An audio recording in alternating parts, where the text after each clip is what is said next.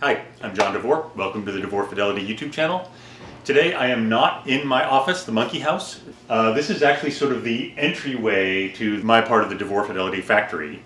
And anyone who's been here or has seen some of the factory tours knows that all around this place there are bicycles hanging from the ceiling.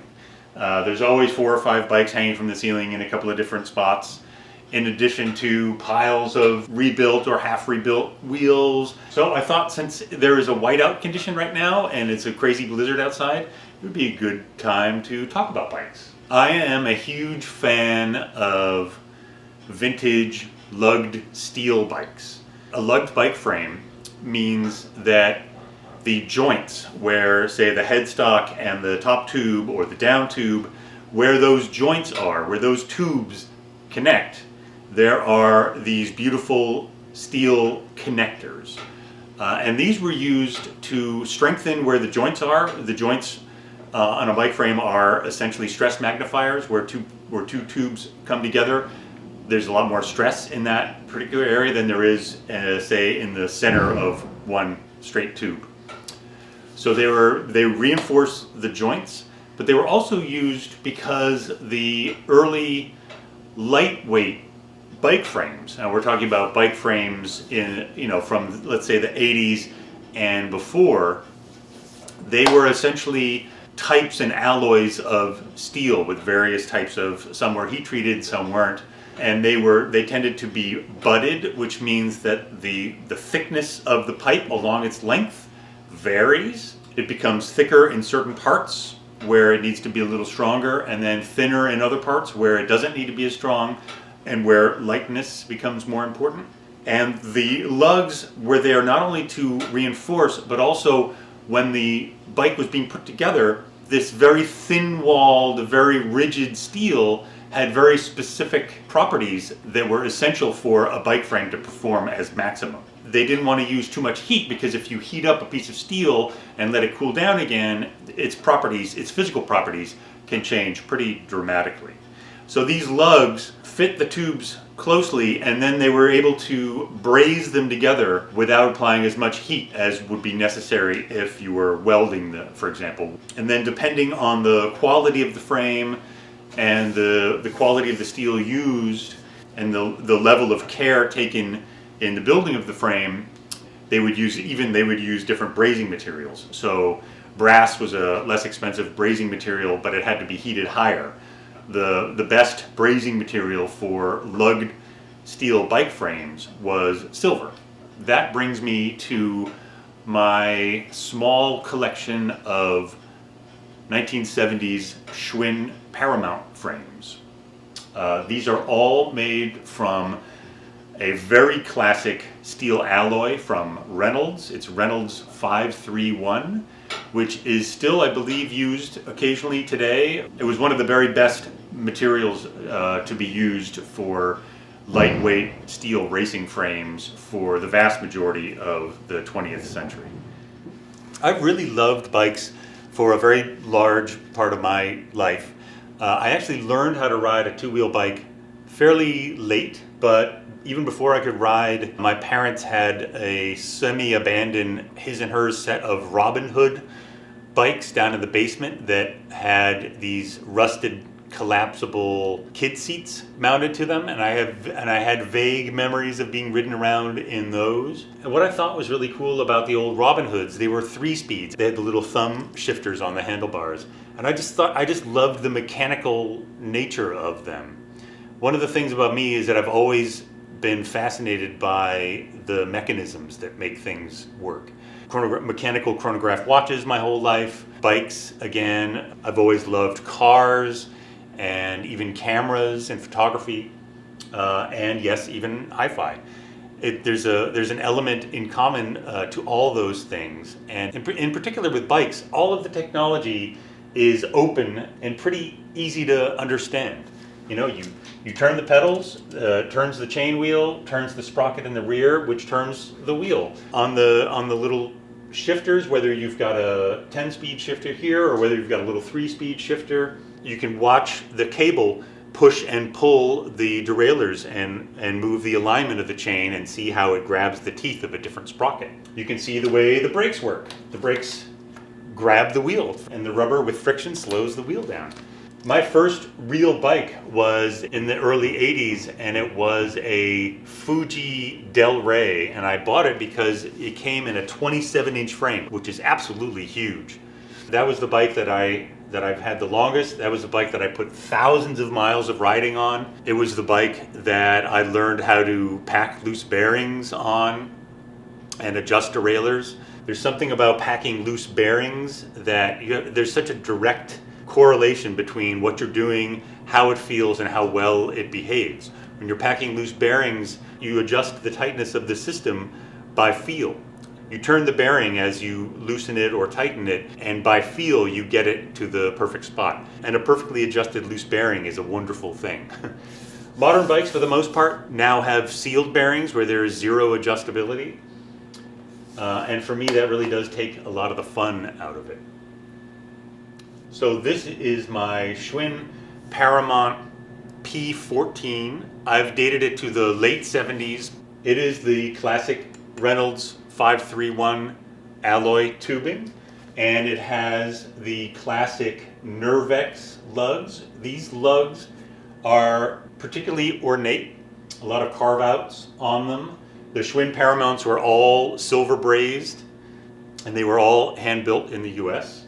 This bike is a little smaller than the usual bikes that I ride. It's a 61 centimeter seat tube, but I bought it anyway because it was a pretty decent price and because the P14, the track frames, are so rare.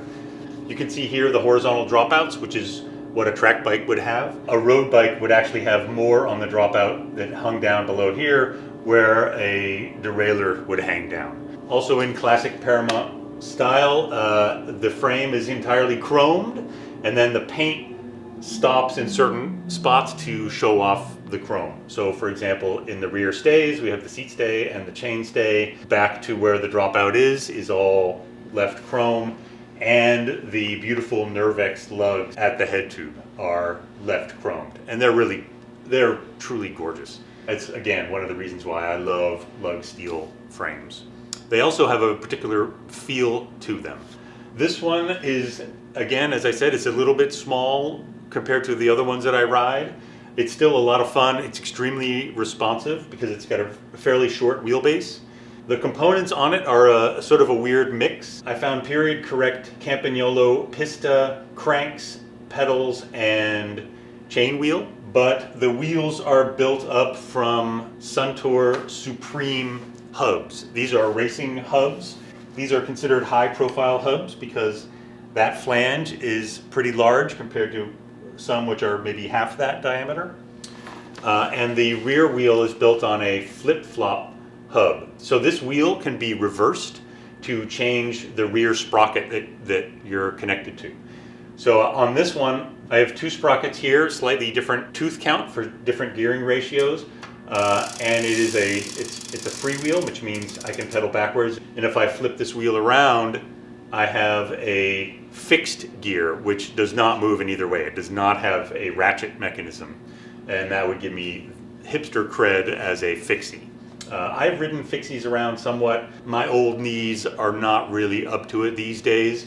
So for the most part, even on my single gear bikes, I have it connected to a freewheel. The handlebars are a really cool black anodized Nitto set that I had never seen before with beautiful details on it, and a very cool black anodized Nitto stem.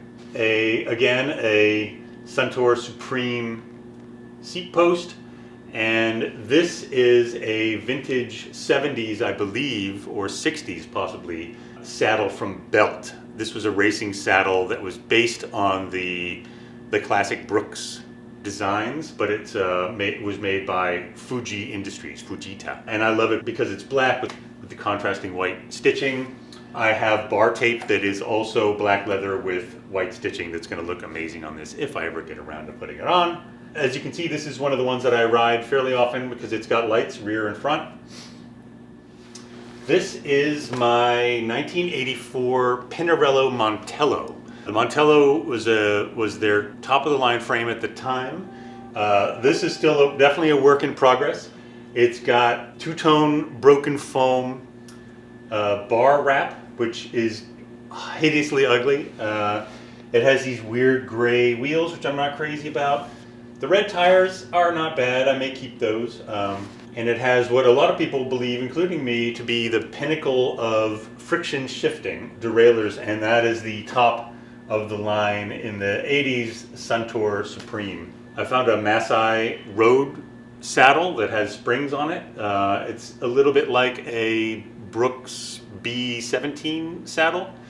This is a 65 centimeter frame, a great fit for me, and it rides beautifully, although at the moment it is sort of mid-build, and it's been on pause for a few years because I've been mostly riding one speeds.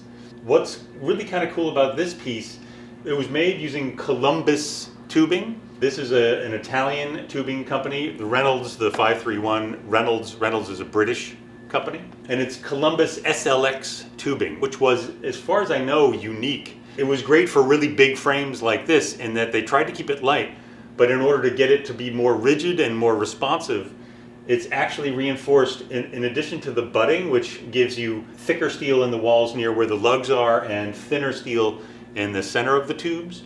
It was also reinforced with an additional spiral layer of steel twisting down the inside to give it a little bit more strength without adding a lot of extra weight. And it's a beautiful riding bike. But the lug work on this, it's a less ornate, it's less British style and more Italian style. And it has just shaved pointed lugs, beautiful chrome accents. So this bike has a lot of potential, and it'll be a project probably for the summer. And this bike is my baby. This is a 71 P14 Schwinn Paramount, completely custom geometry. It is a 66 centimeter seat tube, which is a great size for me, but it's custom geometry. I don't know if 66 was offered as a standard off-the-rack size with the Paramounts, but other elements, it has a longer than normal top tube, and it has long chainstays, which gives it a longer wheelbase, and it fits me perfectly. It's the most comfortable bike I've ever ridden. It fits me significantly better than the big 27-inch Fuji did, and it has an incredible feel. The Reynolds 531 alloy, which these tubes are, has just the right amount of road feel and give and rigidity. It's a very responsive bike. Other things about this that make it custom paint job. So rather than the usual chromed Nervex lugs, it's still chromed underneath, which you can see on the forks where the paint is chipped away, there's chrome. But rather than leaving the chrome exposed for the Nervex lugs, the entire frame was painted, and it's got this exquisite hand pinstriping around all of the Nervex cutouts. Really, really beautiful work. It also has the longest cranks that I have ever seen. These are Campagnolo, but they are 180 millimeters versus what you would usually see, which is 160 to 170, maybe 175 for a long set of cranks. These are 180. It allows my cadence to be even more relaxed. And the handlebars, these are Cinelli 70s handlebars, but they're wider than any that I've seen. These are 410 millimeters wide. So again, it just gives big old me a little bit more comfortable ride. As I said, it's built up with the Campagnolo Gruppo, pretty much period correct. It's a Brooks Swift saddle, which I got because it's very comfortable, but also just so beautiful. Campy high flange, wheel hubs, campy brakes. This one should have a rear brake on it, but when I got it, I removed, this does not have any braze-ons on the frame. It had rusted campy guides that clamped on the pipe, which I removed. So now, if I want to put a rear brake, either I use wire ties, which is kind of the fixie hipster kind of way to do it, or I need to find a set of 3 nice campy clips. And I've got my eyes open. I do have a little bit more of this actual Schwinn Paramount blue cable housing, which I am saving for that exact project. But otherwise, this is my baby. All of the bikes that I ride a lot in Brooklyn, in the city, have very strong rims. These are Velocity rims, and I just like the way it fleshes out the proportions. Especially a big frame like this, I think it looks good with the thicker, chunkier looking wheels. I also restored a beautiful 70s Schwinn Stingray Krate in a matching blue to my 71 Paramount, and I restored that one for my son Leo. And eventually, hopefully, when the snow melts, we will be riding together in our matching 70s Schwinns.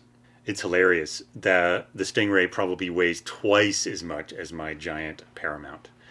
But that's the nature of the beast. It is a badass looking bike. Thanks for watching the whirlwind tour of some of my favorite bikes. As I sort of implied in the mechanics of it, it's a little bit, aside from the riding of them, I love them as objects, and I find it meditative to work on vintage bikes. So thanks for joining me, and I'll see everyone at the next video. Bye.